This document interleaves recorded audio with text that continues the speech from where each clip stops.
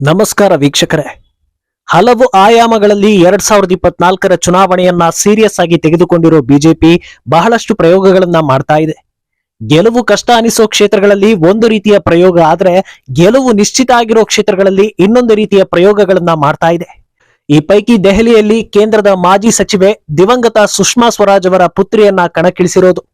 ದೆಹಲಿಯ ಎಲ್ಲಾ 7 ಲೋಕಸಭಾ ಕ್ಷೇತ್ರಗಳಲ್ಲಿ ಬಿಜೆಪಿ ಗೆಲ್ಲೋದು ಕನ್ಫರ್ಮ್ ಅಂತ ಎಲ್ಲಾ ಸಮೀಕ್ಷೆಗಳು ಹೇಳ್ತಾ ಬಂದಿವೆ. ಹೇಗಿದ್ರೂ ಕೂಡ ಅಲ್ಲಿ ಬಾನ್ಸುರಿ ಸ್ವರಾಜ್ ಅವರನ್ನ ಕಣಕ್ಕಿಳಿಸುವ ಮೂಲಕ ಮಹತ್ವದ ಹೆಜ್ಜೆ ಇಟ್ಟಿದೆ ಬಿಜೆಪಿ. ಅಂದಹಾಗೆ ಈ ನಿರ್ಧಾರವನ್ನ ತೆಗೆದುಕೊಂಡಿರೋದು ಬಾನ್ಸುರಿ ಸುಷ್ಮಾ ಸ್ವರಾಜ್ ಅವರ ಪುತ್ರಿ ಅನ್ನೋ ಕಾರಣಕ್ಕೆ ಅಲ್ಲ, ಬಾನ್ಸುರಿ ಅವರ ಹಿನ್ನೆಲೆ ಕೂಡ ಅದ್ಭುತವಾಗಿದೆ. ಅಲ್ಲದೆ ಈ ನಿರ್ಧಾರದ ಹಿಂದೆ ದೊಡ್ಡ ವಿಷನ್ ಇದೆ ಅಂತಲೂ ಚರ್ಚೆ ನಡೀತಾ ಇದೆ. ಅದರಲ್ಲಿ ಪ್ರಮುಖ ವಿಚಾರ ಅಂದ್ರೆ ಕೇಜ್ರಿವಾಲ್ರನ್ನ ಮಣಿಸೋ ಸಲುವಾಗಿ ಬಾನ್ಸುರಿಯನ್ನ ರಾಜಕೀಯಕ್ಕೆ ತಂದಿರೋದು ಅಂತ. ಹಾಗಿದ್ರೆ ಬಾನ್ಸುರಿ ಸ್ವರಾಜ್ ಅವರ ಹಿನ್ನೆಲೆ ಏನು, ಯಾವ ಕಾರಣಕ್ಕೆ ಅವರನ್ನ ಪವರ್ಫುಲ್ ಅಂತ ಕರೆಯಲಾಗುತ್ತೆ, ಮೋದಿ ನೇತೃತ್ವದ ಬಿಜೆಪಿ ಅವರ ಮೇಲೆ ಏನೆಲ್ಲಾ ನಿರೀಕ್ಷೆಗಳನ್ನ ಇರಿಸಿದೆ ಅನ್ನೋದನ್ನ ಒನ್ ಬೈ ಒನ್ ಹೇಳ್ತಾ ಹೋಗ್ತೀವಿ. ಅಲ್ಲದೆ ಸಿಎಎ ವಿರೋಧಿಸೋ ಭರದಲ್ಲಿ ಕೇಜ್ರಿವಾಲ್ ನೀಡಿರೋ ಹೇಳಿಕೆ ದೊಡ್ಡ ಕಂಟಕವನ್ನ ತಂದಿಟ್ಟಿದೆ, ಅದನ್ನು ಕೂಡ ವಿವರಿಸ್ತಾ ಹೋಗ್ತೀವಿ. ಈ ವಿಡಿಯೋವನ್ನ ತಪ್ಪದೇ ಕೊನೆ ತನಕ ನೋಡಿ. ಅದಕ್ಕೂ ಮುನ್ನ ಮೀಡಿಯಾ ಮಾನ್ಸ್ಟರ್ ಚಾನಲ್ ಅನ್ನ ತಪ್ಪದೇ ಸಬ್ಸ್ಕ್ರೈಬ್ ಮಾಡಿ. ಹೌದು, ಹೊಸ ಉತ್ಸಾಹದೊಂದಿಗೆ 2024ರ ಅಖಾಡಕ್ಕೆ ಇಳಿತಾ ಇರೋ ಕೇಸರಿ ಪಡೆ ಹೊಸ ಮುಖಗಳನ್ನ ಪರಿಚಯಿಸೋದರ ಜೊತೆಗೆ ಹೊಸ ತಂತ್ರಗಳನ್ನ ಮಾಡ್ತಾ ಇದೆ. ಈಗ ನವದೆಹಲಿಯಿಂದ ಸುಷ್ಮಾ ಸ್ವರಾಜ್ ಪುತ್ರಿ ಬಾನ್ಸುರಿ ಸ್ವರಾಜ್ ಅವರಿಗೆ ಟಿಕೆಟ್ ಘೋಷಣೆ ಮಾಡಿರೋದರ ಹಿಂದೆಯೂ ನಾನಾ ಲೆಕ್ಕಾಚಾರಗಳಿವೆ ಅನ್ನೋ ಸುದ್ದಿ ಮುನ್ನೆಲೆಗೆ ಬರ್ತಾ ಇದೆ. ಈ ಲೆಕ್ಕಾಚಾರ ಯಾಕೆ ಶುರುವಾಯಿತು ಅಂತ ನೋಡೋದಕ್ಕೂ ಮುನ್ನ ಬಾನ್ಸುರಿ ಅವರ ಬಗ್ಗೆ ತಿಳಿದುಕೊಳ್ಳಲೇಬೇಕು. ಬಾನ್ಸುರಿ ಸ್ವರಾಜ್ ಮೂಲತಃ ಅಡ್ವೊಕೇಟ್. ಅವರು ತಮ್ಮ ವಕೀಲ ವೃತ್ತಿಯಲ್ಲಿ 15 ವರ್ಷಗಳ ಅನುಭವವನ್ನ ಹೊಂದಿದ್ದಾರೆ. 2007ರಲ್ಲಿ ಅವರು ದೆಹಲಿಯ ಬಾರ್ ಕೌನ್ಸಿಲ್ಗೆ ಸೇರಿಕೊಳ್ತಾರೆ. ವಾರ್ವಿಕ್ ವಿಶ್ವವಿದ್ಯಾಲಯದಿಂದ ಇಂಗ್ಲಿಷ್ ಸಾಹಿತ್ಯದಲ್ಲಿ ಪದವಿ ಪೂರ್ವ ಅಧ್ಯಯನವನ್ನ ಪೂರ್ಣಗೊಳಿಸಿದ ನಂತರ ಅವರು ಲಂಡನ್ನಿನಲ್ಲಿ ಪ್ರತಿಷ್ಠಿತ ಬಿಪಿಪಿ ಲಾ ಸ್ಕೂಲ್ನಲ್ಲಿ ಕಾನೂನು ಪದವಿಯನ್ನ ಪಡಿತಾರೆ. ಬ್ಯಾರಿಸ್ಟರ್ ಎಟ್ ಲಾ ಆಗಿ ಅರ್ಹತೆ ಪಡಿತಾರೆ. ಬಾನ್ಸುರಿ ಆಕ್ಸ್ಫರ್ಡ್ ವಿಶ್ವವಿದ್ಯಾನಿಲಯದಲ್ಲಿ ತಮ್ಮ ಸ್ನಾತಕೋತ್ತರ ಅಧ್ಯಯನವನ್ನ ಪೂರ್ಣಗೊಳಿಸಿದ್ದಾರೆ. ತಮ್ಮ 15 ವರ್ಷಗಳ ಅನುಭವದಲ್ಲಿ ಬಾನ್ಸುರಿ ಅವರು ಹೈ ಪ್ರೊಫೈಲ್ ಕೇಸ್ಗಳನ್ನ ಹ್ಯಾಂಡಲ್ ಮಾಡಿದ್ದಾರೆ. ಕಾಂಟ್ರಾಕ್ಟ್ ಗಳಲ್ಲಿನ ಸಮಸ್ಯೆ, criminal case, real estate, tax, ಅಂತಾರಾಷ್ಟ್ರೀಯ ಮಟ್ಟದ ವ್ಯವಹಾರಗಳ ಮಧ್ಯಸ್ಥಿಕೆ ಸೇರಿದಂತೆ ಹಲವು ವಿಚಾರಗಳಲ್ಲಿ ಎಕ್ಸ್ಪರ್ಟ್ ಆಗಿದ್ದಾರೆ. ಅಲ್ಲದೆ ಹರಿಯಾಣ ಸರ್ಕಾರದ ಅಡಿಷನಲ್ ಅಡ್ವೊಕೇಟ್ ಜನರಲ್ ಆಗಿ ಕೆಲಸ ಮಾಡಿದ ಅನುಭವ ಕೂಡ ಅವರಿಗಿದೆ. ತಮ್ಮ ವೃತ್ತಿಯಲ್ಲಿ ಮುಂದುವರಿತಾ ಇದ್ದ ಬಾನ್ಸುರಿ ಅವರು ಮುನ್ನೆಲೆಗೆ ಬರೋದಕ್ಕೆ ಕಾರಣವಾಗಿದ್ದು ಕೇಜ್ರಿವಾಲ್ ಸರ್ಕಾರದ ವಿರುದ್ಧ ಅವರು ದನಿ ಎತ್ತಿತು. ಕಳೆದ ವರ್ಷ ದೆಹಲಿಯ ರಾಷ್ಟ್ರೀಯ ರಾಜಧಾನಿ ಪ್ರದೇಶ ತಿದ್ದುಪಡಿ ಮಸೂದೆ 2023 ಕುರಿತು ಆಮ್ ಆದ್ಮಿ ಸರ್ಕಾರದ ಮೇಲೆ ಕಟುವಾದ ಟೀಕೆ ಮಾಡಲು ಪ್ರಾರಂಭಿಸಿದಾಗ ಬಾನ್ಸುರಿ ಸುದ್ದಿಯಾಗ್ತಾರೆ. ದೆಹಲಿಯಲ್ಲಿ ನಡೆದ ಪತ್ರಿಕಾಗೋಷ್ಠಿಯಲ್ಲಿ ಅವರು ಎಎಪಿ ಸರ್ಕಾರ ಜಗಳಗಂಟ ಮತ್ತು ನಿಷ್ಪ್ರಯೋಜಕ ಅಂತ ವಾಗ್ದಾಳಿ ನಡೆಸುತ್ತಾರೆ. ಮಸೂದೆಯನ್ನ ಅಂಗೀಕರಿಸಿದ್ದಕ್ಕಾಗಿ ರಾಷ್ಟ್ರಪತಿ ದ್ರೌಪದಿ ಮುರ್ಮು ಅವರನ್ನ ಅಭಿನಂದಿಸೋ ಅವರು ದೆಹಲಿಯ ಆಡಳಿತವು ಈಗ ಕಾನೂನಿನ ಪ್ರಕಾರ ಕಾರ್ಯನಿರ್ವಹಿಸ್ತಾ ಇದೆ ಅಂತ ಆತ್ಮವಿಶ್ವಾಸವನ್ನ ಹೊರಡಿಸಿದ್ರು. ಇದೆಲ್ಲವನ್ನ ಗಮನಿಸ್ತಾ ಇದ್ದ ಬಿಜೆಪಿ ಹೈಕಮಾಂಡ್ ಕಳೆದ ವರ್ಷ ದೆಹಲಿಯ ಬಿಜೆಪಿ ಲೀಗಲ್ ಸೆಲ್ಗೆ ಅವರನ್ನ ಕೋ ಕನ್ವೆನರ್ ಆಗಿ ನೇಮಕ ಮಾಡಿತ್ತು. ಈಗ ಲೋಕಸಭಾ ಎಲೆಕ್ಷನ್ಗೆ ಕಣಕ್ಕಿಳಿಸುವ ಮೂಲಕ ದೊಡ್ಡ ಸಂದೇಶವನ್ನ ನೀಡಿದೆ.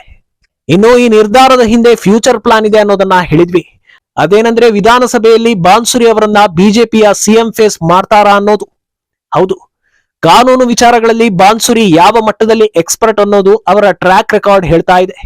ದೆಹಲಿ ರಾಜಕೀಯವನ್ನ ನೋಡ್ತಾ ಇದ್ರೆ ಅಲ್ಲಿಯ ಜನರು ವಿಧಾನಸಭೆಗೆ ಒಂದು ನಿರ್ಧಾರ ತೆಗೆದುಕೊಂಡ್ರೆ ಲೋಕಸಭೆಯಲ್ಲೇ ಬೇರೆ ನಿರ್ಧಾರವನ್ನ ತೆಗೆದುಕೊಳ್ತಾರೆ ಅನ್ನೋದು ಸಾಬೀತಾಗ್ತಾನೆ ಇದೆ.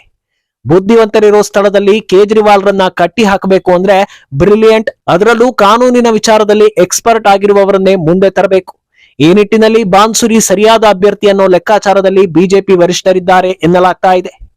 ಇನ್ನು ಮೊದಲ ಬಾರಿಗೆ ರಾಜಕೀಯಕ್ಕೆ ಪ್ರವೇಶಿಸಿ ಚುನಾವಣೆಯಲ್ಲಿ ಸ್ಪರ್ಧಿಸ್ತಾ ಇರೋ ಬಾನ್ಸುರಿ, ನನಗೆ ನನ್ನ ಅಮ್ಮನ ಆಶೀರ್ವಾದವಿದೆ, ನಾನು ಇಂದು ಏನಾದರೂ ಸಾಧನೆ ಮಾಡಿದ್ರೆ ಅದರ ಶ್ರೇಯ ಬಿಜೆಪಿ ಕಾರ್ಯಕರ್ತರಿಗೆ ಹೋಗಬೇಕು, ನನ್ನ ತಾಯಿ ನನಗೆ ಸ್ವರ್ಗದಿಂದ ಆಶೀರ್ವದಿಸಲಿದ್ದಾರೆ, ತಾಯಿ ಹಾಕಿಕೊಟ್ಟ ಸಂಪ್ರದಾಯವನ್ನ ನಾನು ಪಾಲಿಸಿಕೊಂಡು ಹೋಗ್ತೀನಿ, ನನ್ನ ಮೇಲೆ ಭರವಸೆ ಇಟ್ಟು ಟಿಕೆಟ್ ನೀಡಿದ ನನ್ನ ಪಕ್ಷದ ನಾಯಕರಿಗೆ ಧನ್ಯವಾದಗಳು ಅಂತ ಹೇಳಿದ್ದಾರೆ. ಅಲ್ಲದೆ ಈ ಬಾರಿ ಎನ್ಡಿಎ 400ರ ಗಡಿ ದಾಟಲಿದೆ ಅನ್ನೋ ವಿಶ್ವಾಸವನ್ನ ವ್ಯಕ್ತಪಡಿಸಿದ್ದಾರೆ. ಒಂದು ಕಡೆ ರಾಷ್ಟ್ರ ರಾಜಧಾನಿಯಲ್ಲಿ ಬಿಜೆಪಿ ಮಾಸ್ಟರ್ ಸ್ಟ್ರೋಕ್ ಕೊಡ್ತಾ ಇದ್ರೆ, ಇತ್ತ ದೆಹಲಿ ಸಿಎಂ ಕೇಜ್ರಿವಾಲ್ ಏನೇನೋ ಹೇಳಿಕೆ ಕೊಡುವ ಮೂಲಕ ತಮ್ಮನ್ನ ತಾವೇ ಸಂಕಷ್ಟಕ್ಕೆ ಸಿಲುಕಿಸಿಕೊಳ್ತಾ ಇದ್ದಾರೆ. ಸಿಎಎ ಜಾರಿ ಯಶಸ್ವಿ ಆಗ್ತಾ ಇದ್ದಂತೆ ವಿಪಕ್ಷಗಳು ಯಾವ ಮಟ್ಟದಲ್ಲಿ ಕಂಗಾಲಾಗಿವೆ ಅಂತ ಎಲ್ರಿಗೂ ಗೊತ್ತಿದೆ. ಈಗ ಕಾಯ್ದೆ ಬಗ್ಗೆ ನಾಲಿಗೆ ಹರಿಬಿಟ್ಟಿರೋ ಕೇಜ್ರಿವಾಲ್ ಸಿಎಎ ಜಾರಿಯಿಂದ ದೇಶದಲ್ಲಿ ಕಳ್ಳತನ, ರೇಪ್ಗಳು ಹೆಚ್ಚಾಗಲಿವೆ ಹಾಗೂ ಕಾನೂನು ಸುವ್ಯವಸ್ಥೆ ಹದಗೆಡಲಿದೆ ಅಂತ ಹೇಳಿದ್ದಾರೆ. ಅಲ್ಲದೆ ಸಿಎಎಯಿಂದ ಸ್ವಾತಂತ್ರ್ಯದ ಸಮಯದಲ್ಲಿ ಆಗಿದ್ದಕ್ಕಿಂತಲೂ ಹೆಚ್ಚು ವಲಸೆ ಸಂಭವಿಸಲಿದೆ ಅಂತ ಹೇಳಿದ್ದಾರೆ. ಇದನ್ನ ಹೇಳಿದ್ದೇ ತಡ ದೆಹಲಿಯಲ್ಲಿ ದೊಡ್ಡ ಕಿಚ್ಚು ಹೊತ್ತಿಕೊಂಡಿದೆ. ಕೇಂದ್ರ ಸರ್ಕಾರ ಸಿಎಎ ಜಾರಿ ಮಾಡಿದ್ದ ಬೆನ್ನಲ್ಲೇ ಅದೆಷ್ಟೋ ಸಂತ್ರಸ್ತ ಕುಟುಂಬಗಳು ನಿಟ್ಟುಸಿರನ್ನ ಬಿಟ್ಟಿದ್ವು. ಇದರಲ್ಲಿ ಹಿಂದೂಗಳು, ಸಿಖ್ಖರು, ಜೈನರು ಹಾಗೂ ಇತರೆ ಅಲ್ಪಸಂಖ್ಯಾತರಿದ್ರು. ದೆಹಲಿ ಸಿಎಂ ಸ್ಥಾನದಲ್ಲಿರೋ ಕೇಜ್ರಿವಾಲ್ ಮಾನವೀಯತೆ ಮರೆತವರಂತೆ ಈ ಮಾತನ್ನ ಹೇಳಿದ್ದಕ್ಕೆ ಅವರೆಲ್ಲ ಬೀದಿಗಿಳಿದಿದ್ದಾರೆ. ಕೇಜ್ರಿವಾಲ್ ಮನೆ ಮುಂದೆ ಪ್ರತಿಭಟಿಸ್ತಾ ಇರೋ ಅವರು ನಾವು ಬದುಕೋಕೆ ನಿಮಗೆ ಇಷ್ಟ ಇಲ್ವಾ ಅಂತ ಪ್ರಶ್ನೆ ಮಾಡಿ ಛೀಮಾರಿ ಹಾಕ್ತಾ ಇದ್ದಾರೆ. ಇನ್ನು ಈ ಹೇಳಿಕೆ ನೀಡ್ತಾ ಇದ್ದಂತೆ ಕೇಜ್ರಿವಾಲ್ ವಿರುದ್ಧ ಸಾಮಾಜಿಕ ಜಾಲತಾಣಗಳಲ್ಲಿ ಜನರು ಆಕ್ರೋಶವನ್ನ ಹೊರಹಾಕ್ತಾ ಇದ್ದಾರೆ. ಕೇಜ್ರಿವಾಲ್ ಹೇಳಿಕೆಯನ್ನ ಪ್ರಶ್ನೆ ಮಾಡಿರೋ ಗೃಹ ಸಚಿವ ಅಮಿತ್ ಶಾ, ಹಾಗಿದ್ರೆ ಅಕ್ರಮವಾಗಿ ಭಾರತವನ್ನ ನುಸುಳಿ ಬರುವ ರೋಹಿಂಗ್ಯಾ ಮುಸ್ಲಿಮರ ಬಗ್ಗೆ ಯಾಕೆ ಮಾತನಾಡೋದಿಲ್ಲ ಅಂತ ಪ್ರಶ್ನೆ ಮಾಡ್ತಿದ್ದಾರೆ. ಆದ್ರೆ ಈ ವಿಚಾರದಲ್ಲಿ ಮಾತ್ರ ಕೇಜ್ರಿವಾಲ್ ಸೈಲೆಂಟ್ ಆಗಿದ್ದಾರೆ. ಅಂದಹಾಗೆ ಕೇಜ್ರಿವಾಲ್ರನ್ನ ತರಾಟೆಗೆ ತೆಗೆದುಕೊಳ್ತಾ ಇರೋ ನೆಟ್ಟಿಗರು ಕೇಳ್ತಾ ಇರೋದು ಇದನ್ನೇ. ಹೊರ ದೇಶಗಳಲ್ಲಿ ಸಾಮಾಜಿಕ ನ್ಯಾಯ ಇಲ್ಲದೆ ಬಹುಸಂಖ್ಯಾತರಿಂದ ಹಲ್ಲೆಗೊಳಗಾಗ್ತಾ ಇರೋ ಹಿಂದೂ, ಕ್ರಿಶ್ಚಿಯನ್, ಜೈನ, ಬೌದ್ಧರಿಗಾಗಿ ಈ ಕಾಯ್ದೆ ಮಾಡಲಾಗಿದೆ. ಅವರ ಬಗ್ಗೆ ಒಂದು ಕನಿಕರದ ಮಾತು ವಿಪಕ್ಷಗಳಿಂದ ಬರ್ತಾ ಇಲ್ಲ. ಆದ್ರೆ ಹಿಂದೂ ಸೇರಿದಂತೆ ಇತರೆ ಅಲ್ಪಸಂಖ್ಯಾತರಿಗೆ ಪೌರತ್ವವನ್ನ ನೀಡಿದ್ದಕ್ಕೆ ಕೇಜ್ರಿವಾಲ್ಗೆ ಹೊಟ್ಟೆ ಉರಿ ಯಾಕೆ ಅಂತ ಪ್ರಶ್ನೆ ಮಾಡ್ತಾ ಇದ್ದಾರೆ. ಕಾಮನ್ ಸೆನ್ಸ್ ಏನು ಅಂದ್ರೆ, ಸಂತ್ರಸ್ತರು ಅಂತ ಹೇಳಿಕೊಂಡು ಯಾರೇ ಬಂದ್ರು ಅವರ ಹಿನ್ನೆಲೆಗಳನ್ನ ಸರಿಯಾಗಿ ತಿಳಿದುಕೊಂಡು ಬ್ಯಾಕ್ ಗ್ರೌಂಡ್ ವೆರಿಫಿಕೇಶನ್ ಮಾಡಿ ಕಾನೂನಾತ್ಮಕವಾಗಿ ಅವರಿಗೆ ಪೌರತ್ವವನ್ನ ನೀಡಲಾಗುತ್ತೆ. ಆದ್ರೆ ವೋಟ್ ಹಾಕ್ತಾರೆ ಅಂತ ದೇಶದ ಬೇಲಿಯನ್ನೇ ಅಡ್ಡ ಸರಿಸಿ ರೋಹಿಂಗ್ಯಾಗಳನ್ನ ದೇಶದೊಳಗೆ ಬಿಟ್ಟುಕೊಳ್ಳೋ ಮಹಾನ್ ವ್ಯಕ್ತಿಗಳಿಗೆ ಅವರಿಂದ ದೇಶದಲ್ಲಿ ತೊಂದರೆ ಆಗುತ್ತೆ ಅಂತ ಅನ್ನಿಸಲ್ವಾ ಅಂತ ಜನ ಪ್ರಶ್ನೆ ಮಾಡ್ತಾ ಇದ್ದಾರೆ.